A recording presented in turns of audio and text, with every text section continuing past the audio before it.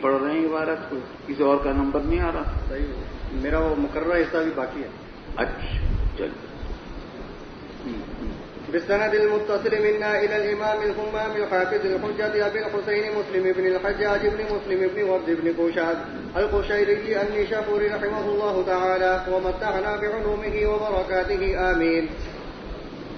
قال حدثنا يحيى بن يحيى قال قرأت على مالك عن أبي الزناد عن الأغرج عن أبي هريرة رضي الله تعالى عنه وعنهم أن رسول الله صلى الله عليه وسلم قال لا يتلقى ركبان لبيع ولا يبيع بعضكم على بيع بعض ولا تناجشوا ولا يبيع حاضر لباد ولا تصر الإبل والغنم فمن ابتاعها بعد ذلك فهو بخير النظرين بعد أن يحلمها فإن رضيها أمسكها وإن سقطها ردها وصاعا من تمر. کل اس حدیث کا کچھ حصہ ہو گیا تھا، ولا تناجشوا تک بات ہو گئی تھی. حاصل اس کا بھی یہی تھا کہ یہ عمل بھی ناجائز اور حرام ہے. ولا يبيع بحاضر لباد، یہ نیا حکم آیا ہے کہ شہر کا آدمی دیہاتی آدمی کے لیے بیع نہ کرے. لفظی ترجمہ اس کا یہ ہے، اور مطلب اس کا یہ ہے کہ گاؤں کا دیہات کا کوئی آدمی سامان فروخت کرنے کے لیے اپنی مثلا زمین کی پیداوار ہے یا باغ کی پیداوار ہے یا جانوروں کی سے حاصل شدہ چیزیں ہیں، وہ فروخت کرنے کے لیے شہر میں لایا ہے. شہر میں ایک آدمی ہے، وہ کہتا ہے کہ تم ایسا کرو، تم تو مسافر ہو، تمہیں یہاں ٹھہرنا بھی مشکل زیادہ دن تک ٹھہرنا بھی مشکل ہوگا. تم فروخت کرو گے تو سستا قیمت فروخت کر دو گے، میرے پاس چھوڑ جاؤ، میں اس کو تھوڑا سا انتظار کر کے مہنگا کر کے فروخت کروں گا اور کمیشن مجھے تم اتنا دے دینا، مثلا 1% یا 2%. یہ ہے بیع الحاضر للباد. اس کو آج کل کی اصطلاح میں کیا کہتے ہیں؟ کیا کہتے ہیں اس کو آج کل کی اصطلاح میں؟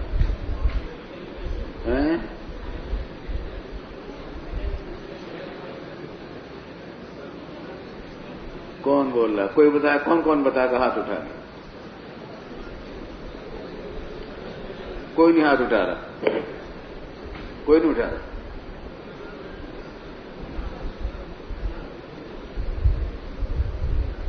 تو بھئی یہ کیا بات ہے؟ بیع الحاضر للباد کا مسئلہ نہیں پڑھا آپ نے؟ بخاری میں پڑھا ہوگا، بخاری میں آیا ہے نہیں آیا؟ تو پھر بھی آپ نہیں جانتے اس کو کہ اردو میں اس کو کیا کہتے ہیں اور آج کل کی تجارتی اصطلاح میں کیا کہتے ہیں اس کو؟ یہ بیع الحاضر للباد وہی جس کو آڑت کہتے ہیں آج کل. آڑت کا کاروبار جانتے ہو؟ آڑت کا کاروبار اب سمجھ میں آیا؟ منڈیوں کے اندر آپ جا کر دیکھیں، سبزی منڈی میں جائیے، وہاں آڑت کا کاروبار ہوتا ہے. گاؤں کے لوگ اپنی پیداوار، اپنی زمین وغیرہ کی فروخت کے لیے لاتے ہیں سبزیاں، اور وہاں ان کے ایجنٹ ہوتے ہیں، وہ ان سے لے لیتے ہیں اور لے کر پھر فروخت کرتے ہیں ان کو. سبزیاں ہیں، پھل ہیں، اس قسم کے غلے ہیں، چنا ہے، چاول ہے، گندم ہے، اور ان سے پھر کمیشن لیتے ہیں حاضر سے، گاؤں والے سے، دیہاتی سے. اس کاروبار کو کیا کہتے ہیں؟ اس آڑت کو کاروبار کہتے ہیں، آڑت کا کاروبار کہتے ہیں. اور یہ جو حاضر ہے اس کو کہتے ہیں آڑتی. آج کل کے کیا کہتے ہیں؟ آڑتی ہے. ہمارے بازاروں میں بہت بڑے پیمانے پر یہ کاروبار ہوتا ہے. ہمارے مطبخ سے جو سبزی وغیرہ خریداری کی جاتی ہے، وہاں سبزی منڈی میں جاتے ہیں تو وہاں حاضر ہی سے بادی کا سامان خریدا جاتا ہے، بیشتر حد تک۔ آئی سمجھ میں بات؟ یہ بھی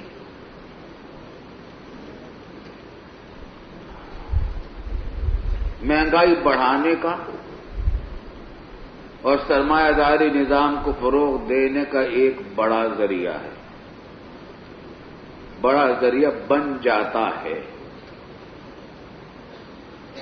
پہلی بات تو یہاں پر یہ کہ یہاں پر بھی مڈل مین آ گیا۔ آگے مڈل مین نہیں، اہل شہر کا مال کے سامان فروخت کے لیے آیا ہے، یہ خریدار ہیں، بادی جو ہے وہ بائع ہے، بیچ میں مڈل مین آڑتی آ گیا، یہ کمیشن لے رہا ہے۔ اور ہم نے کہا تھا کہ جہاں مڈل مین آتا خرابی پیدا ہوتی ہے، رسد میں کچھ رکاوٹ پیدا ہوتی ہے۔ رسد میں رکاوٹ پیدا ہو گئی نہیں ہو گئی؟ اگر یہ آڑتی بیچ میں نہ ہوتا، بادی آدمی بیچارہ آیا ہے وہ میرپور خاص سے، ٹھٹے سے، میرپور ساکروں سے، وہاں سے آیا کیٹی بندر سے، وہ بیچارہ یہاں پہنچا ہے، اس کو یہاں ٹھہرنے کے رہنے کی جگہ نہیں ہے، وہ اس کوشش میں ہے کہ میں نے جو مال لایا ہوں جلدی سے اس کو فروخت کر کے گھر واپس جاؤں، مناسب نفع لے کر، میری محنت اس میں ہوئی ہے، محنت کا مناسب نفع لے کر میں واپس جاؤں، تو وہ جلدی فروخت کرے گا، مناسب داموں میں فروخت کرے گا، بیچ میں کوئی رکاوٹ نہیں آئی، تو لوگوں کو سستی ملیں گی چیزیں، اور ہر ایک لے لے گا آ کر، چھوٹے بڑے غریب غربا بھی آ کر اس سے براہ راست خرید لیں گے، اور تھوڑی دیر میں فارغ ہو جائے گا وہ بھی۔ لیکن بیچ میں آڑتی آ کر یہاں ایجنٹ بنتا ہے، بادی کی طرف سے اس پر کمیشن لیتا ہے، نفع خود بھی کماتا ہے اور بادی کو بھی نفع بڑھا کر دیتا ہے، تو بادی کو تو فائدہ ہوا لیکن اہل شہر کو نقصان ہوا، چیزیں مہنگی ہو گئیں۔ اور بسا اوقات یہ حاضر جو ہے ذخیرہ اندوزی بھی کر دیتا ہے، مثلا چاول ہے، گندم ہے، جو ہے، باجرہ ہے، مکئی ہے، جو چیزیں خراب نہیں ہوتی، احتکار کر کے چھپا کے جمع کر لیتا ہے، ذخیرہ نہیں۔ ان کے پاس بڑے بڑے گودام ہوتے ہیں، بڑے بڑے کرایہ پر گودام لیے ہوئے ہوتے ہیں، چھپا کے وہاں ڈال دیتے ہیں، پھر وہاں سے تھوڑا تھوڑا نکالتے ہیں، مہنگائی کا انتظار کر کے لوگوں کو مہنگا فروخت کرتے ہیں۔ نفع کماتا ہے کون؟ آڑتی۔ اور جب چیزیں مہنگی ہوتی ہیں، اخبارات میں مطالبے ہوتے ہیں، حکومت سے مظاہرے ہوتے ہیں، جلوس نکلتے ہیں، ہڑتالیں ہوتی ہیں کہ مہنگائی بہت ہو رہی ہے، ہڑتالیں نہیں ہوتی، مظاہرے ہوتے، تو حکومت کیا کرتی ہے؟ قیمت متعین کر، تسعیر کر دیتی ہے، اس سے زیادہ قیمت پر فروخت کرنا جائز نہیں، اور جو فروخت کرے گا پکڑا جائے گا، تو مجسٹریٹ پھر گھومتے ہیں بازاروں میں، اور بیچارہ کے مارکیٹ کا تاجر پھر پکڑا جاتا ہے۔ آئی سمجھ میں بات نہیں؟ کمایا کس نے؟ آڑتی نے، پکڑا گیا کا چھوٹا سا بازار دکاندار۔ یہ ہے سرمایہ داری نظام۔ رسول اللہ صلی اللہ علیہ وسلم نے ایسے تمام چور دروازوں پر پہرے بٹھائے ہیں جن کے اندر رسد کے اندر رکاوٹ پیش آتی ہے۔ آپ دیکھیں رسد میں رکاوٹ پیش آ رہی ہے، جہاں رسد میں رکاوٹ پیش آئے گی وہاں مہنگائی بڑھے گی، اہل شہر کو پریشانیاں ہوں گی، چنانچہ یہ ناجائز ہے اور حرام ہے۔ البتہ ہر حالت میں حرام اور ناجائز نہیں ہے۔ آڑت کے کاروبار کو مطلقاً علی الاطلاق ناجائز اور حرام ہم نہیں کہہ سکتے۔ آڑت کا کاروبار اس صورت میں حرام ہے جب اہل شہر کو اس سے نقصان پہنچتا ہو اور چیزوں کی مہنگائی بڑھتی ہو، چیزوں کی قلت پیش آتی ہو اہل شہر کو اور مہنگائی بڑھتی ہو۔ لیکن اگر ایسا کچھ نہیں ہے، مثلا یہ کہ شہر میں پہلے سے اس چیز کی فراوانی ہے، جہاں سے آدمی چاہے خرید سکتا ہے، جہاں سے جائے خرید لے، یہاں سے خرید لے، وہاں سے خرید لے، کوئی کمی نہیں ہے۔ پھر کوئی گاؤں کا آدمی لے آیا اور اس کو آڑتی کہتا ہے کہ ٹھیک ہے تم میرے پاس چھوڑ جاؤ، مجھے کمیشن دینا، میں فروخت کر کے تمہارے پاس پیسے دے دوں گا. اس میں کوئی حرج کی بات نہیں، کیونکہ اس میں کوئی نقصان نہیں ہوا اہل شہر کو. خلاصہ یہ کہ اگر اس سے اہل شہر کو ضرر لاحق ہوتا ہو تو حرام اور ناجائز ہے، اور ضرر لاحق نہیں ہوتا تو جائز ہے. بات سمجھ میں آتی ہے؟ یہ ہے اسلامی نظام کا. اب رسول اللہ صلی اللہ علیہ وسلم کی حکمت دیکھیے، تعلیمات دیکھیے اسلام کی، کیسی فطری تعلیمات ہے. جہاں جہاں رسد میں رکاوٹ پیش آ سکتی ہے وہاں پابندی لگا دی ہے رسول اللہ صلی اللہ علیہ وسلم. فداہ ابی و امی. چلیے آگے. بات سمجھ میں آ گئی بھائی؟ ولا تسر الابل والغنم، اور تسریہ نہ کرو ابل کا اور غنم کا. یہ تو مسئلہ مشہور ہے، بہت معرکۃ الآراء بحثیں اس میں ہوتی ہیں. حنفیہ بھی پورا زور لگاتے ہیں اور مخالفین کے اعتراضات کے جوابات خوب دیتے ہیں. تو وہ تو آپ نے پڑھ لیا ہوگا. آئی سمجھ میں بات؟ ہمارے والد صاحب رحمۃ اللہ علیہ ایک بکری لے آئے تھے خرید کے، وہ بیچاری مسرات تھی. ہمارے ساتھ یہ واقعہ پیش آ چکا ہے. چلیں آگے. اچھا، ولا تسر الابل والغنم فمن ابتاعها بعد ذلك، پر جو شخص تسریہ کے بعد، سرا یسری تسریتن سے تسرو ہے، لا تسرو، تو اس تسریہ کے بعد یعنی تھنوں میں دودھ روکنے کے بعد 2-3 دن تک وہ دودھ نہیں دوتا تو تھنوں میں خوب دودھ ہوتا ہے. تو طالب علم جاتا ہے بکری خریدنے کے لیے کہ خوب دودھ والی بکری ہے، لے کر آیا اور پہلے دن تو خوب دودھ نکلا اس میں سے، بڑا خوش ہوا، دعوت بھی کر دی ساتھیوں کی چائے کی. اور اگلے دن جو نکالا تو 2-3 بوندیں نکل رہی اس میں سے. یہ تسریہ ہوا. تو اگر کسی شخص نے ایسا کیا ہے فہو بخیر النظرین، جس نے خریدا تسریہ مسرات کو تو وہ 2 نظروں میں سے بہتر نظر کے ساتھ مختار ہے. وہ مختار بخیر النظرین، اس کو اختیار ہے 2 نظروں میں سے اچھی نظر کو اختیار کرنے کا.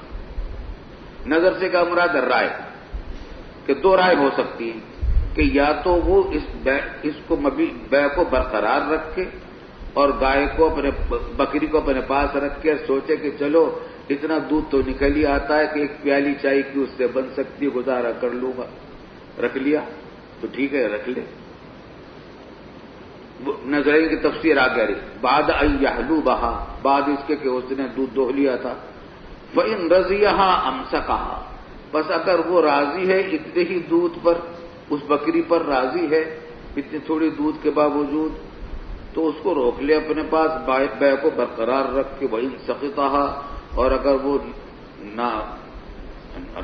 ناراض ہے، راضی نہیں ہے، ردھا، تو اس بکری کو وہ واپس کر دے. وصاعا من تمر، اور 1 سا تمر کا بھی واپس کر دے اس کو.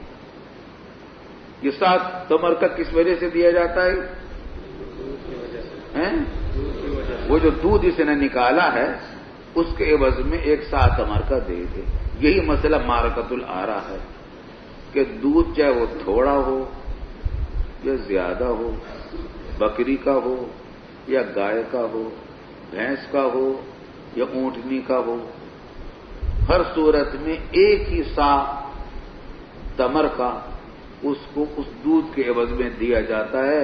امام ابو حنیفہ کہتے ہیں میرے یہ بات سمجھ میں نہیں آ رہی، قواعد شریعت کے موافق نہیں بن رہی. جو اصول شریعہ مقرر حضور صلی اللہ علیہ وسلم نے کر کے دیے، قرآن و سنت میں جو اصول آئے ہیں ان پر یہ مسئلہ پورا اترتا نہیں ہے. اس واسطے اس کے ظاہر پر عمل کرنے سے ہم معذور ہیں. تفصیل آپ نے پڑھی ہے اور جان لی ہے، امتحان کے لیے تیاری کر لو. مشہور سوال ہے، عام طور سے امتحان کے اندر آ جایا کرتا ہے. آگے چلو. وبه قال حدثنا عبيد الله. ویسے اس کا مستقل باب آ رہا ہے، اس کا بھی مستقل باب آئے گا، اور تلقی الجلب کا بھی مستقل باب آ رہا ہے، اس کے اندر کچھ تفصیلات ہیں. اور البیع الحاضر للباد کا بھی مستقل باب آ رہا ہے. چلیے آگے. وبه قال حدثنا عبيد الله بن معاذ العنبري قال حدثنا أبي قال حدثنا شعبة عن عدي وهو ابن ثابت عن أبي حازم عن أبي هريرة رضي الله تعالى عنه وعنكم أن رسول الله صلى الله عليه وسلم نهى عن التلقي وأن يبيع حاضر لباد وأن تسأل المرأة طلاق أختها وعن النجش والتصرية وأن يسام الرجل على ثوم أخيه. یہ سب وہ باتیں جو اوپر آ چکی ہیں. اس میں اتنی بات یاد رکھی کہ تمام بیوع جو ہیں یہ مکروہ ہیں. مکروہ تحریمی. مکروہ تحریمی کا مطلب ہے ناجائز ہونا. آئی سمجھ میں بات؟ بیوع کی قسمیں ہیں بڑی بڑی 3: باطل، فاسد، مکروہ. باطل تو بے کہ وجود ہی نہیں آیا اس بے کا، کل عدم ہے.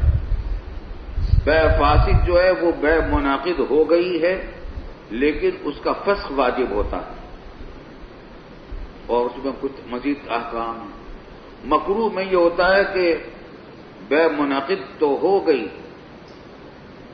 اور اس کا فسخ واجب تو نہیں ہے لیکن واجب اس کا بھی ہوگا مکروہ، مگر یہ بے منعقد ہو جاتی ہے اور مفید ملک بھی ہو جاتی ہے. فی الحال بے فاسد کے اندر کیا دیکھا آپ نے؟ بے فاسد کا حکم کیا ہوتا ہے؟ مفید ملک ہوتی ہے، فوراً نہیں ہوتی، بعد القبض ہوتی ہے، اور یہ قبل القبض بھی مفید ملک ہو جاتی ہے اور بے منعقد ہو جاتی ہے. مکروہ ہے ناجائز. ناجائز دونوں میں برابر ہے. بے فاسد اور بے، یہ ان بیوع اگرچہ فاسد نہیں ہیں لیکن ناجائز ہونے میں برابر ہیں، حرام ہیں. ایک بات اور یاد رکھیں، عام طور سے جب لفظ مکروہ بولا جاتا ہے فقہا کی اصطلاح میں تو اصول یہ ہے کہ اس سے کون سا مکروہ مراد ہوتا ہے؟ مکروہ تحریمی مراد ہوتا ہے. اور مکروہ تنزیہی اگر ہو تو عام طور سے اس کی صراحت کر دی جاتی کہ کریہ تنزیہا یا شفقتاً وغیرہ وغیرہ. لیکن عام طور سے عوام کے سامنے اگر کہا جائے کہ مکروہ ہے، مکروہ تحریمی کو، تو لوگ اس کی اہمیت نہیں سمجھتے. اس بات سے ہم نے اپنے بزرگوں کو بھی دیکھا، اپنا عمل والد صاحب کا فتویٰ میں مکروہ تحریمی اگر لکھتے تھے تو ساتھ ساتھ ناجائز بھی لکھ دیتے، ورنہ ناجائز ہی لکھتے تھے، مکروہ تحریمی نہیں. میرا بھی معمول یہی ہے، فتاویٰ کے اندر یا تو مکروہ سے مکروہ نہیں لکھتا، مکروہ تحریمی کا لفظ لکھا جاتا ہے اور بسا اوقات اس کا ناجائز کا لفظ بولا جاتا ہے. تو بہتر یہ کہ ناجائز کا لفظ استعمال کیا جائے. چلیے آگے. وبه قال حدثني أبو بكر بن نافع قال حدثنا غندر قال وحدثنا محمد بن المثنى قال حدثنا وهب بن جرير قال وحدثنا عبد الوارث بن عبد الصمد قال حدثنا أبي قالوا جميعا حدثنا شعبة بهذا الإسناد في حديث غندر ووهب النهية وفي حديث عبد الصمد أن رسول الله صلى الله عليه وسلم نهى بمثل حديث معاذ عن شعبة. أحسنت. چلیے. وبه قال حدثنا يحيى بن يحيى قال قرأت على مالك عن نافع عن ابن عمر رضي الله تعالى عنهم أن رسول الله صلى الله عليه وسلم نهى عن النجش.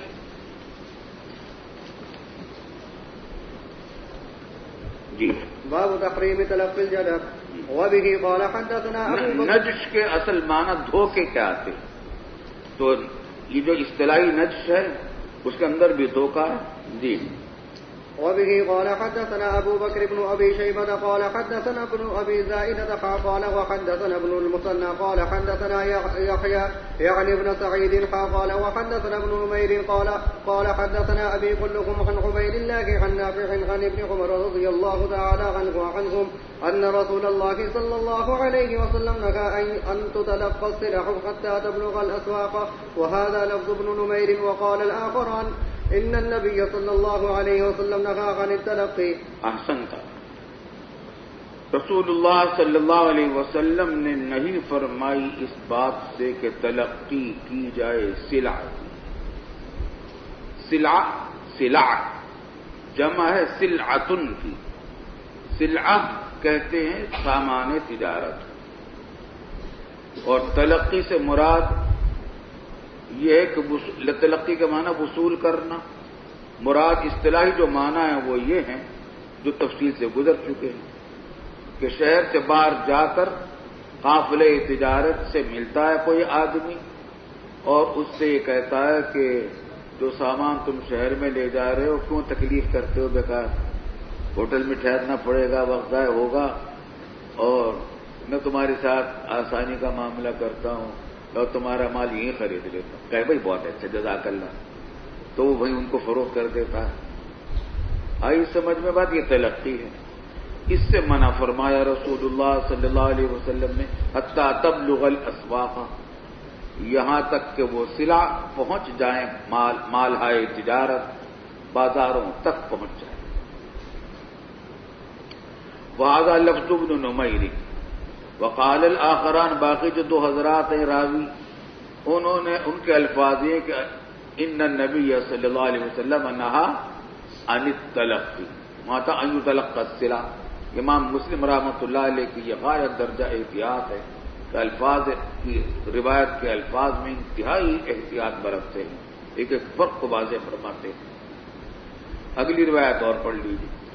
وبه قال حدثني محمد بن حاتم وإسحاق بن منصور جميعا عن ابن مهدي عن مالك عن نافع عن ابن عمر رضي الله تعالى عنهم عن النبي صلى الله عليه وسلم بمثل حديث ابن نمير عن عبيد الله. وبه قال حدثنا أبو بكر بن أبي شيبة قال حدثنا عبد الله بن المبارك عن التيمي عن أبي عثمان عن عبد الله عن النبي صلى الله عليه وسلم أنه نهى عن تلقي البيوع. اس کو تلقی البیوع بھی کہا گیا ہے، اصل میں تو تلقی المبیعات ہے یہ، لیکن اس کو تلقی البیوع بھی فرمایا گیا۔ جی۔ وبه قال حدثنا يحيى بن يحيى قال أخبرنا هشيم عن هشام عن ابن سيرين عن أبي هريرة رضي الله تعالى عنهم قال نهى رسول الله صلى الله عليه وسلم أن يتلقى الجلب. أن يتلقى الجلب، جلب مصدر ہے بمعنی مجلوب، اور جلب کے معنی لانا، مال تجارت وغیرہ لانا، مجلوب مال تجارت لایا ہوا مال، تجارت کے لیے لایا ہوا مال۔ تو پہلے یہی ہوا کرتا تھا کہ دوسرے شہروں سے مال تجارت لے کر آتے تھے لوگ قافلوں کی شکل میں، تو اس کی تلقی سے منع فرمایا۔ جی۔ وبه قال حدثنا ابن أبي عمر قال حدثنا هشام بن سليمان عن ابن جريج قال أخبرني هشام القردوسي عن ابن سيرين قال سمعت أبا هريرة رضي الله تعالى عنهم يقول إن رسول الله صلى الله عليه وسلم قال لا تلقوا الجلب فمن تلقى فاشترى منه فإذا أتى سيده السوق فهو بالخيار. لا تلقوا الجلب، تلقی نہ کرو جلب کی، مال مجلوب کی۔ بس جس نے تلقی کی، پھر آگے اس کی تفسیر ہے۔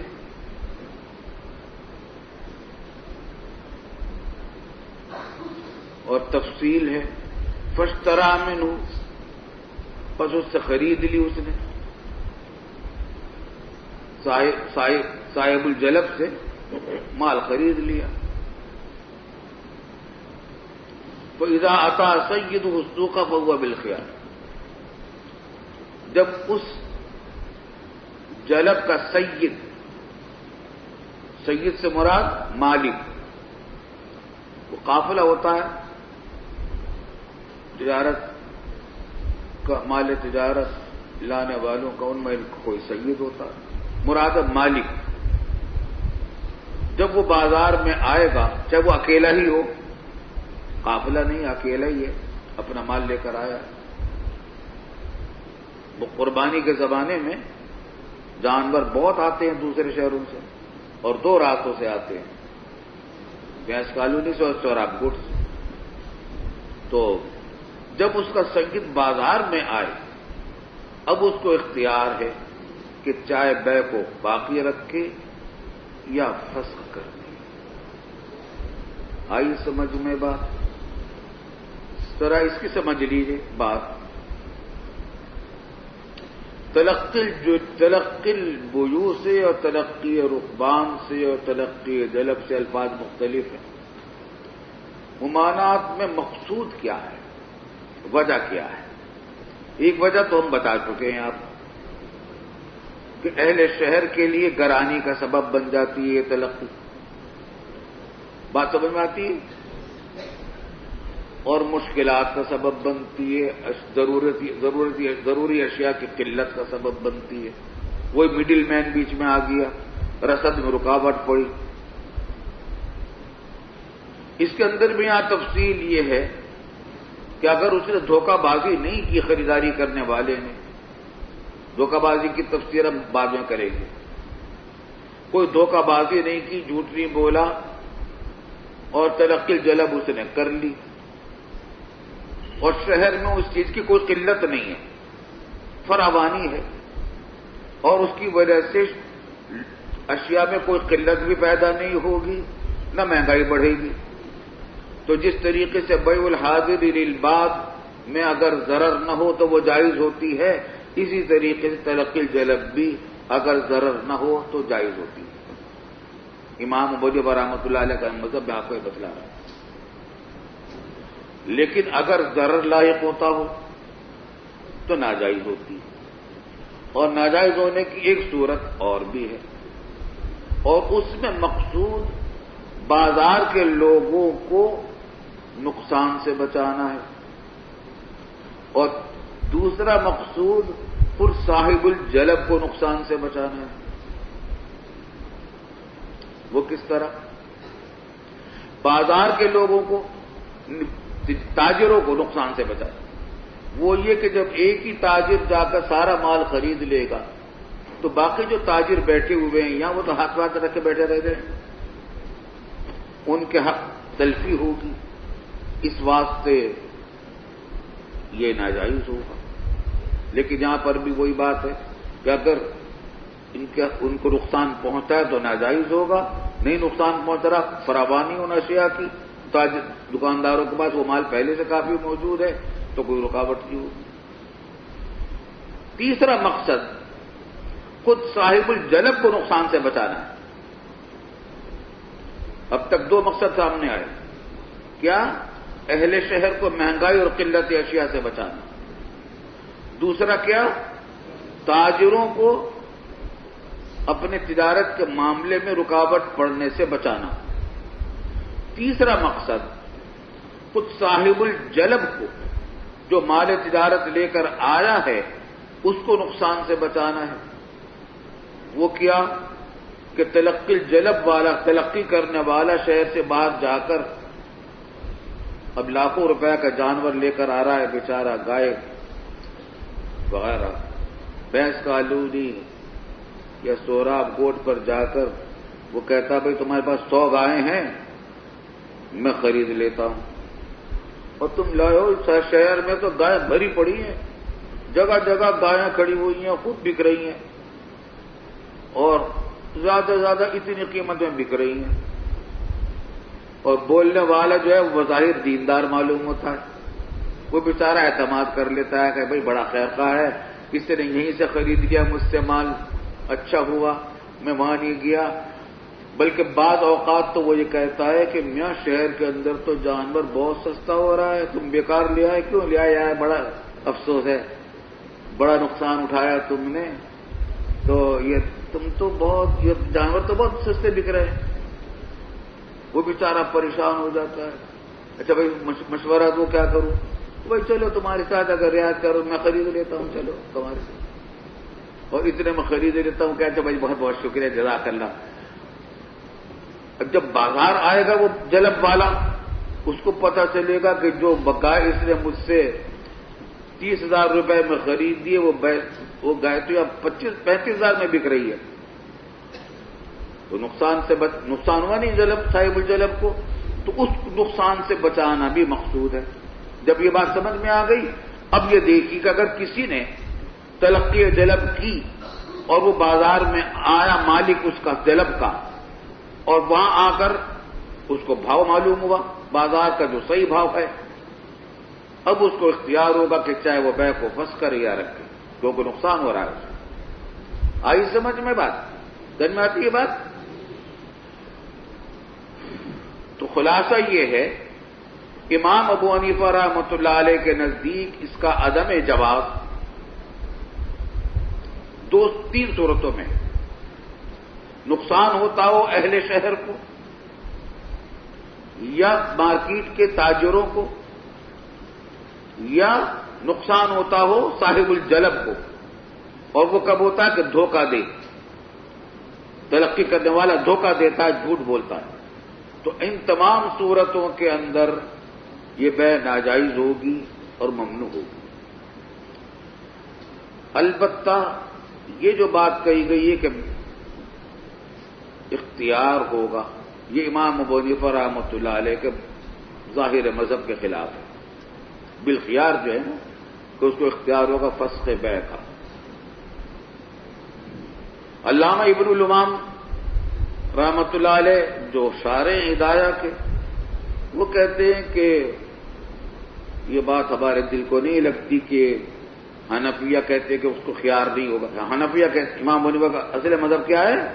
اختیار نہیں ہوگا، ناجائز ہوگا، گناہگار تو ہوگا لیکن یہ نہیں تلقی کرنے والا، لیکن صاحب الجلب کو بیع فسخ کرنے کا اختیار نہیں ہوگا. علامہ ابن الامام کہتے ہیں کہ اختیار ہونا چاہیے.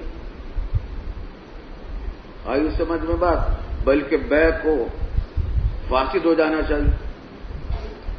بیع فاسد، یہ تو باطل ہو یا فاسد ہو.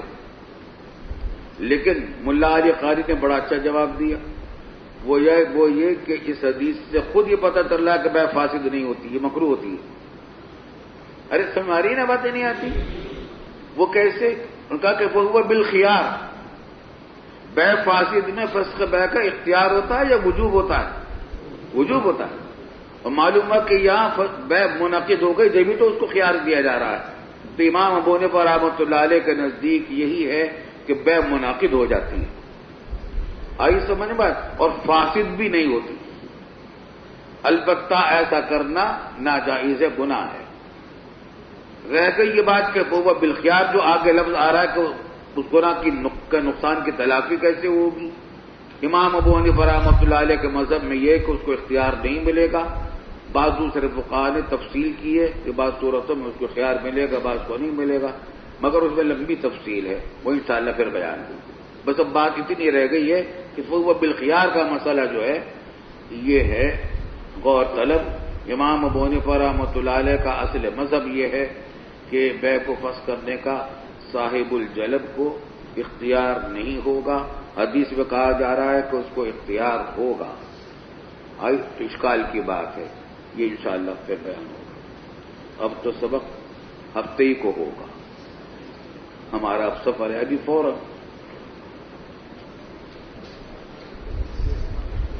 نعمتان مغبون فیہما کثیر من الناس الصحۃ والفراغ. آپ لوگ قابل رشک ہیں، فرصت ہی فرصت ہے، ماشاءاللہ صحت بھی ہے، فرصت بھی ہے.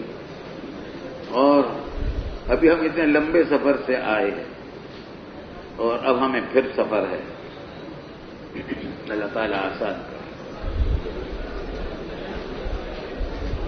وفاق المدارس کے بڑے اہم اجلاس ہے ملتان میں جانا.